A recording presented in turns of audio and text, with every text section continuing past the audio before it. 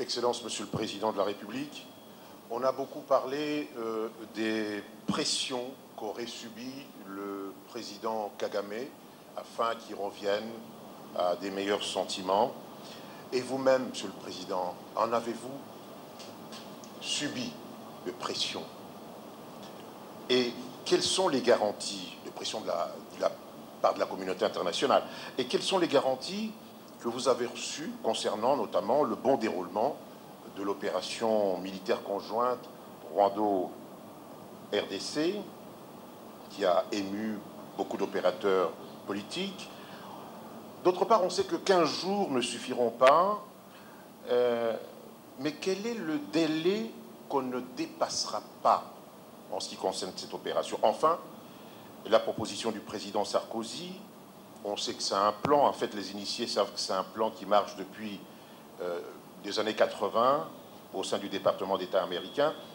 Quelle est la réponse que vous lui avez réservée? Parce que selon le président Sarkozy, il en aurait parlé aux autorités congolaises. Merci. Merci bien, monsieur Kibambi.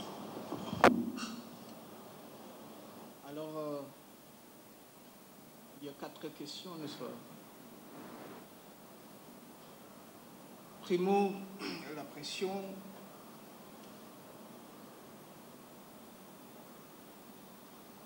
Le président n'a pas subi une pression de la part de qui que ce soit.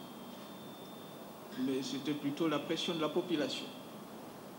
La population à l'est du pays, avec tout ce que nous avons vu, tout ce que nous avons vécu depuis une dizaine d'années maintenant,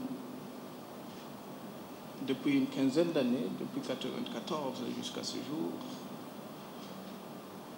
Alors c'était la pression de cette population. La pression pour qu'il y ait une paix, une stabilité, une paix durable à l'est du pays et particulièrement dans la province du Nord Kivu. Mais l'est du pays, pour parler de l'est du pays, et puis par la suite j'évoquerai les 2 ou 3 questions. Pour parler de l'est du pays, il faut commencer par le commencement. Le commencement, ce n'est pas l'opération en cours. Le commencement, ce n'est même pas les actes d'engagement de l'année passée, le 23 janvier 2008. Le commencement, ce n'est même pas 1994. C'est depuis très, très, très longtemps qu'il y a l'insécurité et l'instabilité à l'est du pays. Très longtemps, depuis les années 60. 70, les années 90, avec les phénomènes Ngilima, conflit tribal, toujours au Nord Kivu.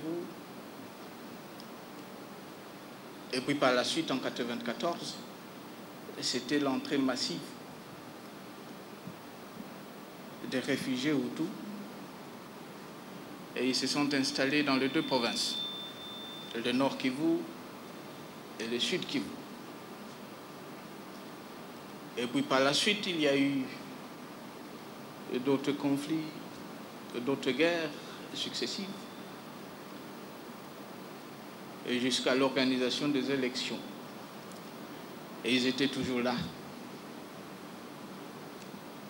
Les réfugiés, à un certain moment, c'était au-delà d'1 million, 2 millions de personnes.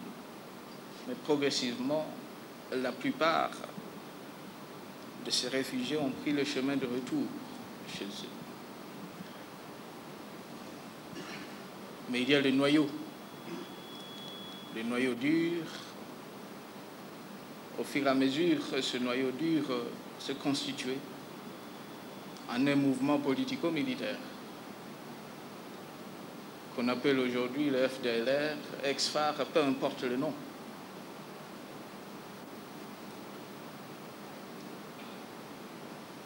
La volonté du gouvernement, la volonté, le souhait de la population, que ce soit du Nord Kivu de la province du Sud Kivu, c'est de voir le retour de ces gens chez eux. Parce que vous êtes sans ignorer que ce soit le Nord ou le Sud Kivu, il y a des exactions de la part de ces gens. Des exactions contre la population. Aujourd'hui, on parle de viol contre les femmes, les jeunes filles.